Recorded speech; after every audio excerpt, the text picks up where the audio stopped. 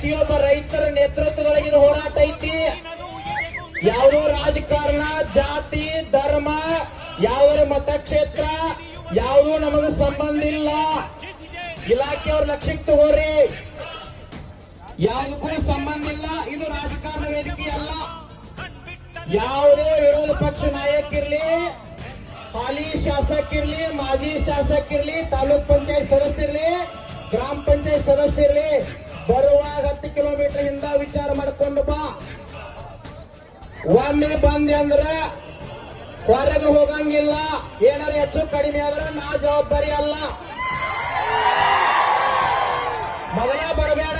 ನೀ ಬಂದ್ರ ನಮಗ ನ್ಯಾಯ ಸಿಗಂಗಿಲ್ಲ. ಯಾರು ಬರಬೇಡ್ರಿ. ಬರಕ್ ಮುಕ್ತ ಅವಕಾಶ ಐತಿ.